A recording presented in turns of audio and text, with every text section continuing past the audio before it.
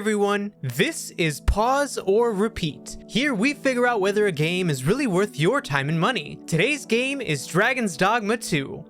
Dragon's Dogma 2 is of course a sequel in the series that hasn't had much love from Capcom in a long while. It has also been at the center of controversy after Capcom put microtransactions in the game. So let's start our analysis by looking at the gameplay.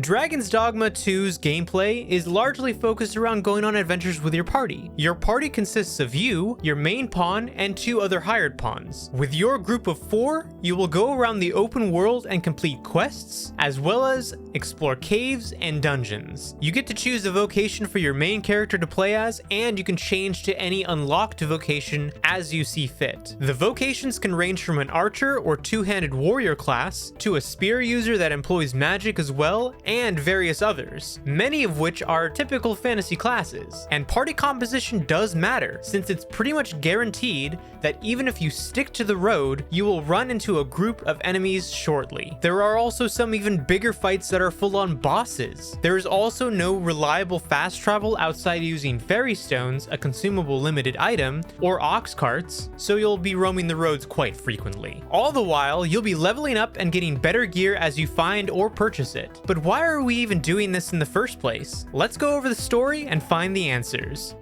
The story of Dragon's Dogma 2 is one centered around amnesia. Your playable character starts as a slave in a mine, then escapes and is called the Arisen. The Arisen is a person who is destined to challenge the dragon, and along with it comes great power. Confused, you will have to then piece together the story of who you are, as well as fulfill your destiny as the Arisen. But now the question still stands. Pause or repeat? There's something magical about this game, and it's not just my pawns using magic. It's just the experience of sitting down and immersing yourself in this world. But I'm curious, what are your thoughts on this game, Chris? I know it's been a lot of controversy surrounding it.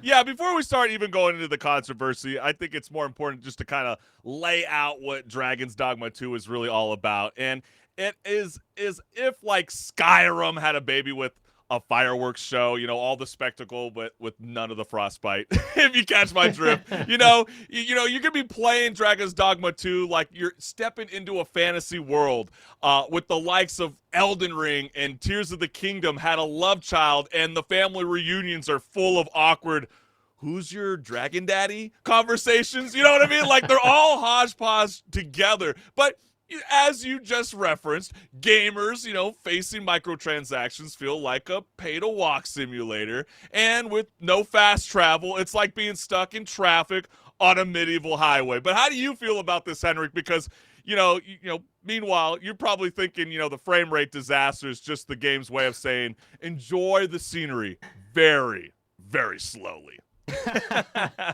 Well, I can't defend the microtransactions because it shouldn't have that in the first place.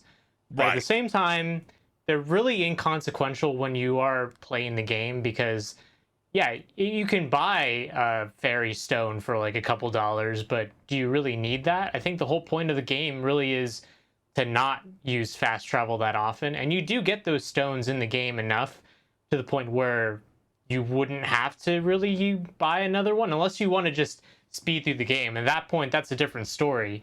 Now, the performance issues, that's something that I'm more concerned about. See, I was waiting for you to say that because I know everybody's talking about the microtransactions, but this is nothing new with Capcom, right? They introduced this with the Resident Evil 4 remaster. And no one was complaining about it then because it's the same sort of concept with this one where it's like, yeah, you could earn these things in the game if you put in the time.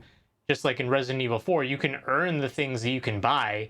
Or if you're just good at the game or you have the will to put in the time, you can earn it yourself and spend no money. Yeah, exactly. But like Henrik, Dragon's Dogma 2 is this year's RPG prom king. It's got the looks, the moves, and the dragons to sweep Game of the Year off its feet. And since we are talking about Capcom right now, is this like their glow-up story leading the Game of the Year parade? Probably yes, considering that, they had games that have been Game of the Year contenders pretty much every year, I feel like. But this is really one that is taking the spotlight now because there hasn't really been a game yet this year that's come out with something at this scale and with this much hype around it, which is part of why people were so upset when there was a controversy around it because they were excited for it. But Yeah, I exactly. think But at you the would, same time, you can't ignore the fact that this game is not perfect. well, Like, when yeah, you there's fall real down to fun moments to it, 244p, but sorry, I didn't mean to cut you off right there, but be like, 244 pixels, right? I'm you, the PC gamer. You guys are always complaining about, the frame rate drops. It's the end of the world. We're gonna crash and let this thing burn, right? CD Projekt Red with Cyberpunk 2077, that had quite the disastrous launch with all like the stuttering and the lag and the drop frame rate. Mhm. So why isn't Capcom getting that same animosity? I know like some gamers are, but a lot of people are kind of like letting it slip. Is that because this feels like a brand new open world game that gamers have been asking for quite some time? Considering one of the cooler elements about Dragon's Dogma 2 is it's a single player experience, but it almost has like a multiplayer elements, as you've beautifully laid out in your pause and repeat video, where you can have these pawns join you in your clan, as you could say, and it Mhm. almost feels like you're in a party, with Yeah, your friends. and I think that's maybe part of it because when you compare this game's launch to Cyberpunk 2077's launch, that game was just completely unplayable at launch. Yeah, Whereas this one, yeah, there's a lot of performance issues, especially when you get into the big towns, which is really inexcusable considering the game doesn't seem like it should be taking that much performance hit in an area like that. But the majority of the game is spent outside of the towns in the first place, and the combat is really fun. Plus, the game, you can actually play it even with those performance drops. It's not like the game is crashing and is completely unplayable when you get to these towns.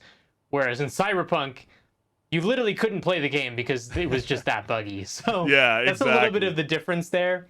I do wish, kind of, that there was an actual way to play with your friends in your party rather than just hiring their pawns. But maybe there'll be a mod that comes out in a bit Yeah. of time that lets you do that. As for now, it still kind of felt like I was playing with my friends because I was able to hire their pawns and have them on my party. So But I guess the kind real of bridge the question is, gap. because like I'm already kind of sensing that this is gonna be easily a game of the year contender. For Mhm. myself, this is a repeat. You're gonna have a lot of fun gamers, especially someone that loves Skyrim, the likes of those kind of style of games. Because we're gonna be talking about it later. As much as like people were clowning Starfield at one point for being such a lackluster single player game in the year 2023, that was pretty much still a very much dominant form as in RPG genres with the open world format. So this is another great game. If you're into those kind of style of mechanics and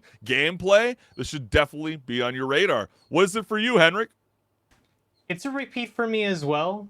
I think that the weakest part of the game for sure is the story because it feels like it takes a little bit of a backseat to the rest of the game.